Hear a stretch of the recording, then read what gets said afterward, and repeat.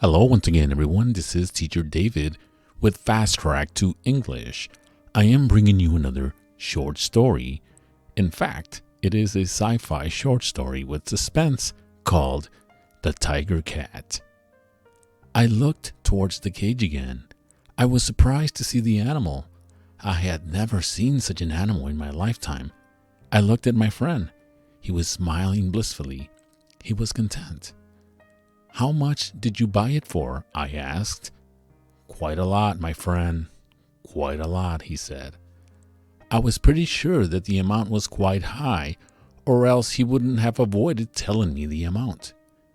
"But why did you buy it? I never knew you had a thing for cats, or any animals for that matter," I said. "First of all, it's not exactly a cat. Second of all, look at it. Have you ever seen such an exquisite animal? Look at the stripes. It's like a little tiger, a mixture of cat and the tiger. But I would like to think it is a tiger."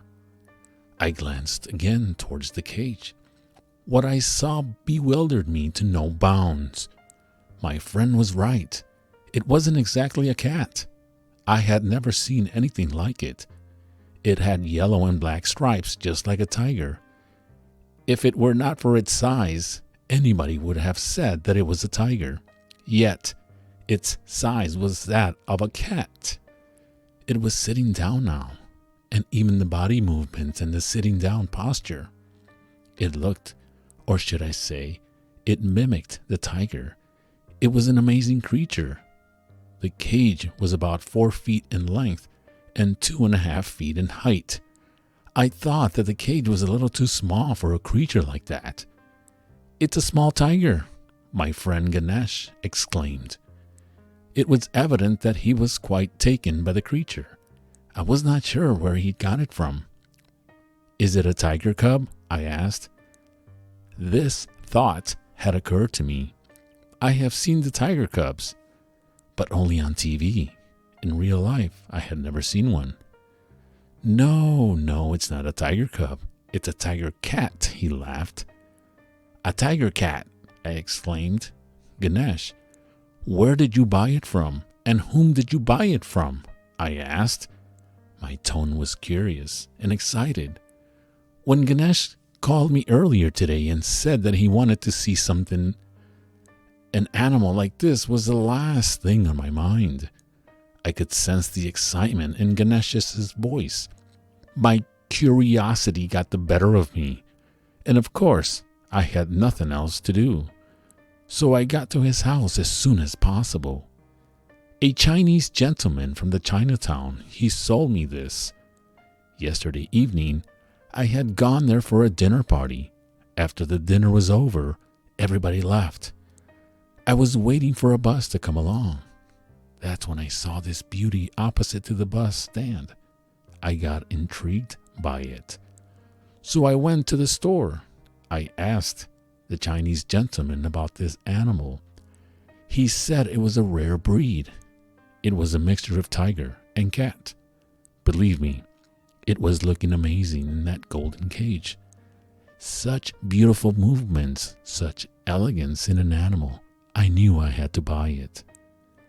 "Are you sure?" he said. "It is a mixture of cat and tiger. I mean, I never have even heard of such a cat, but I could be wrong," I said. "It's a tiger cat. That's what the Chinese gentleman told me. It brings good luck." I tried to buy it, but he wouldn't sell it. I kept raising the price, but he wouldn't care. He said it is an important member of his family. But I was adamant. I said I wouldn't go without taking the animal. My friend hesitated for a moment and then continued. So in the end, he agreed to sell me this magnificent creature. But when I was taking it away, the Chinese gentleman said that it doesn't bring good luck to everybody. There is a hard price to it. But what is a hard price for good luck, right? So I took it. Ganesh was still grinning. He looked like a man who had just found a treasure of gold. "Have you let it out yet? I mean, has the cat or the tiger come out of his cage?" I inquired. Ganesh shook his head. His face gave a wince. "That's just it. It refuses to come out. I opened the cage door, but it doesn't want to get out. Perhaps this new surrounding is upsetting him. Perhaps he's missing his old master," I said. "Yes, perhaps," Ganesh replied. I had a nagging feeling that something was not right, but I guessed if my friend was happy, who was I to interfere with his life? I glanced at the cage. I saw the animal. Even its face was like a tiger. The more I looked at this amazing creature, the more I got convinced that it was more of a tiger and less of a cat. Only the size of the animal was small. In all other aspects, I found the animal to be more tiger and less cat. "What does it eat?" I asked Ganesh. "That's just it. I didn't ask the Chinese gentleman about his eating habit. So today, I got fish from the market, but he is refusing to eat it. He is just turning away his mouth. He is only drinking water for now." "But cats eat fish," I said. Ganesh nodded and looked at the animal. Still smiling, he said, "But he doesn't. I am thinking of giving him chicken. Let's see whether he likes it or not. But I am sure of one thing, though. My luck is changing." After some time, we got up. Ganesh said he was going to the market to bring food for his precious animal while I left for my home. After 2 days, I had taken an early leave from my office, and I was very interested in my friend's new pet. So I went to the National Library and I checked for cats, any type of breed of cats. Very soon I came across this breed, the tiger cat. I read up the material. It said, tiger cats are direct breed of the tiger found in Asia. However, they are mainly cats. They are very rare to find. Not even 400 of them exist today. And most of them are found in China. I saw the attached photo of the tiger cat. I must say what I saw at Ganesh's house didn't actually match with the photo, but I was getting confirmed that what I saw was indeed a tiger cat. 3 more days passed. I was busy with my work and I had completely forgotten about Ganesh and his tiger cat. Suddenly, on the 6th day, Ganesh called. He sounded very worried and scared. It was like he was rambling on and on about his tiger cat. He said he is going crazy with it. He was unable to go outside because he didn't want to let his tiger cat out of sight for one moment. And he was hooked onto it. He just couldn't take his eyes off of it. And something terrible was happening to it. I tried to calm him down and asked him what had happened, but he couldn't say. He said he couldn't cat anyone and he thought about me. He had only shown this creature to me and now he wants my help. I asked him to calm down and said that I would come to his house as soon as possible. Within the next hour, I reached his house. When he opened the door, I saw my friend's face. He looked tired, scared, and highly anxious. He was sweating, and it was evident he had not eaten for a long time now. "What happened to you?" I asked. "Come inside, quickly. I have to show you something," he said. He was shivering with fear. There was a slight noise, something like low growl, coming from the other room. It was in this room where he had placed the cage and the tiger cat. Suddenly, I felt a shiver along my spine. He grasped me and took me to the other room. I could sense his sweaty palms cold with fear. I could smell a foul smell coming, but I could not identify where this smell was coming from. As soon as I entered the room, what I saw sent shivers through my body. I was looking at the cage, but what I saw, I could not believe. This could not have been possible. Was I seeing things?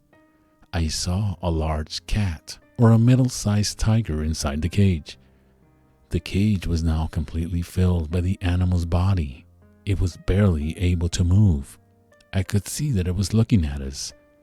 The eyes of this animal was green, and it was filled with hatred. I was hypnotized for a moment. I could not shift my gaze. I thought I was paralyzed by fear by the animal. I will never be able to forget what I saw that day. My friend came close to me and whispered to my ear. His voice was hoarse, and in the hoarseness of his voice, he whispered into my ear, "Do you see? Do you see what happened to my cat? I can't understand what happened to him. It was growing daily. I tried to feed him, but he wouldn't eat. He would only drink water. And every day I watched him grow. I couldn't go out. I was scared that if I went out, he would escape. And in 5 days, he has grown up to this size. I don't know how much he will grow in the coming days. Help me." He put so much stress on the last 2 words that he almost screamed in his whisper. I stood my ground like a lamppost. My brain was still trying to put things logically. I knew what had happened was impossible, yet I was looking at this creature which had grown in size in 5 days. It was impossible.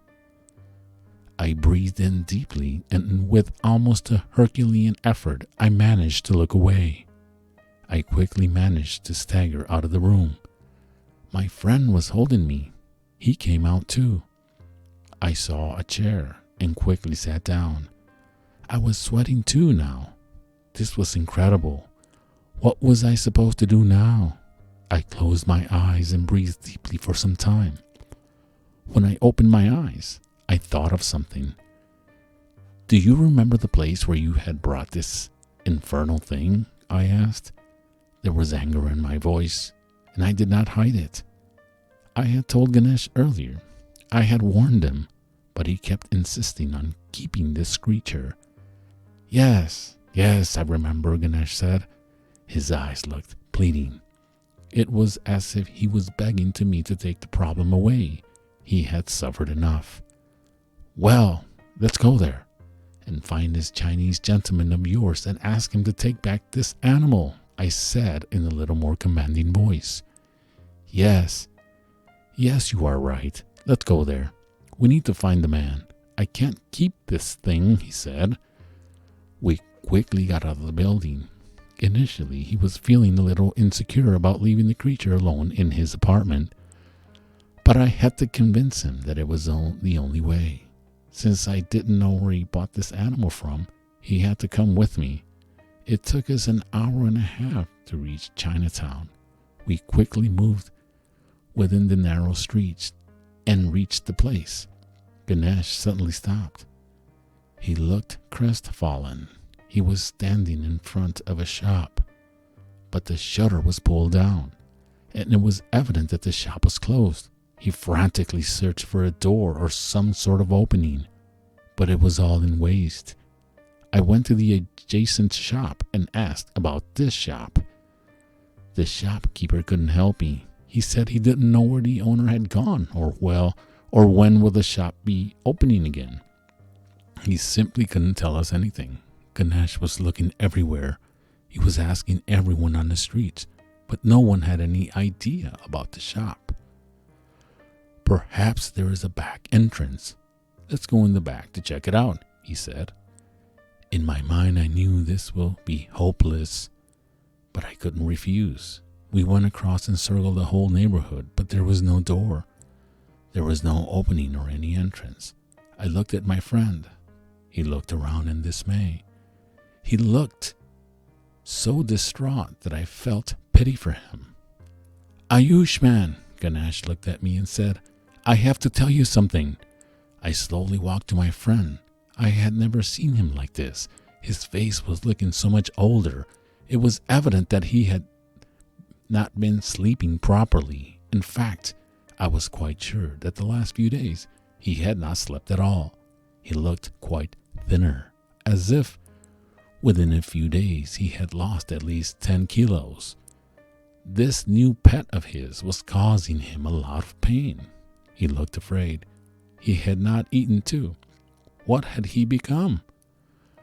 What is it? I said. I talked quite softly. Well, the Chinese gentleman from whom I got this cat.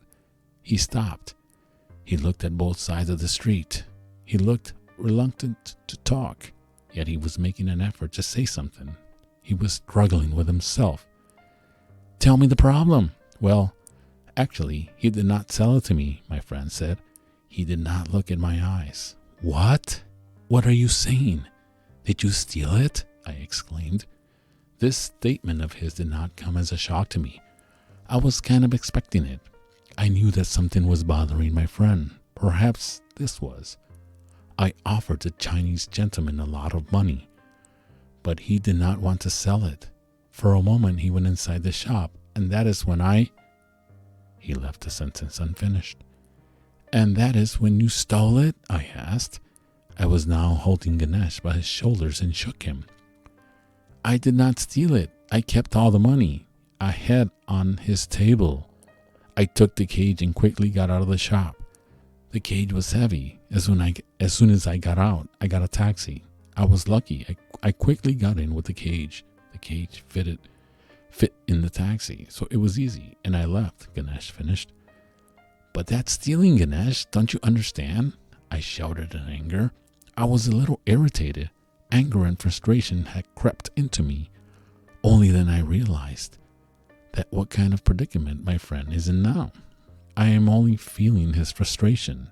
I took several deep breaths. Ganesh kept looking at me. His eyes looked ever so innocent. I understood that he only wanted to get out of this weird situation. I had to think for him. It was quite obvious that he was unable to think for himself. I had an idea.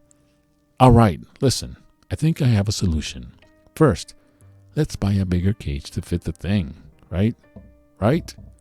Ganesh nodded. At this moment, he would agree to anything I said, I thought. Okay, I continued. Then tomorrow we visit this shop again. If it is closed, then we hire some guys from the zoo to take this thing into that bigger cage and from your house to somewhere safe for both of you. What if he doesn't stop growing? Ganesh had tears in his eyes. His voice was almost pleading. He will stop growing, I answered in an affirmative loud voice, but I was unsure of it myself. What if Ganesh is just right? No, I couldn't even bear to think on that line. I need to think positively. By evening, we had got a bigger and stronger cage. We took this cage to Ganesh's apartment. It was unassembled. The cage had come with rivets and bolts and had to be assembled by the right people. I asked him to wait until the next morning. He followed everything what I said. What an amazing transformation of a man who was so happy and confident only a week ago, I thought. I left his apartment and went home. That night I couldn't sleep. It would not be wrong to say that even I was a little worried with what I saw. How can any animal grow so large in just a few days?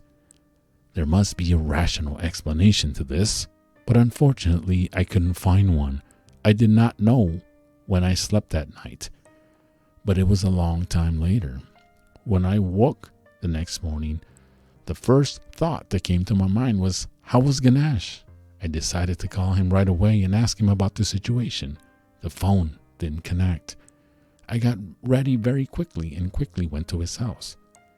I came up to his door and knocked for a couple of times, but there was no answer. I thought maybe he was sleeping, so I knocked quite loudly the next time, but again there was no answer from inside. My heart skipped a beat. Suddenly, a cold and uneasy feeling crept into me. Was he all right? I had started sweating. I knocked on the door a few more times, and again there was no answer. I went to his neighbor's house. A middle-aged looking man with a mustache and light beard opened the door.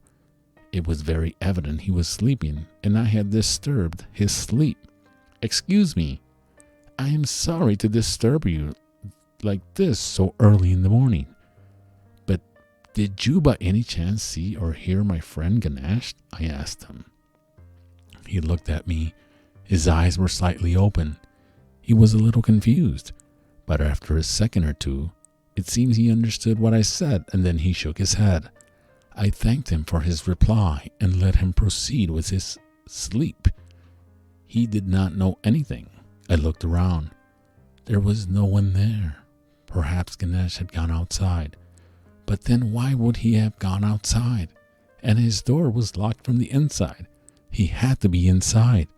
I thumped hard on the door this time. I didn't care what anyone would think, and I was at least bothered about the noise. I kept knocking and thumping, and in between calling his name, but still there was no answer. The neighbor had opened the door again. There was an irritated look to his face. I quickly explained to him that my friend was in some deep trouble and that no one was answering his door. The sleep from his eyes vanished. He said he would call the police. Meanwhile, I decided that I wouldn't wait for long to wait for the police. Using all my might, I gave a mighty push to the door. It almost broke, but it couldn't resist a second push, and as soon as I entered Ganesh's room, I saw an old man lying on the floor. My heart beating so hard, I thought it would come out. This was not right. I called loudly Ganesh's name, but there was no answer. Slowly I moved towards the old man who was lying on the floor. It looked as if he was at least 100 years old. His skin was dry and shrunken. The hair was white and gray. I looked at his hands. They were bony, as if only the dry skin was on bone. One of his hands was on his chest. His face was twisted as if he was under a lot of pain. His face looked like a skull, covered by very dry skin. There was pain in his expressions. I looked at his legs, and they were bent in very awkward ways, as if his feet were suffering from severe cramps. The old man was dead. But who was this old man? But where was Ganesh? I suddenly thought of the animal. Where was the beast? I nervously looked around. Was it free? Has it broken free and perhaps Ganesh had run away? I slowly walked into the room where Ganesh had kept the cage along with the tiger cat. What I saw amazed me to bounds. The golden cage was still there, and in one of the corners of the golden cage there was a small cat, almost the size of a kitten. It was resting, and it was contentedly licking his paw. I could not believe my eyes. I searched the whole apartment. There was no one else. I knew it, but I was reluctant to admit it. I slowly walked towards the old man. The dead old man was my friend Ganesh.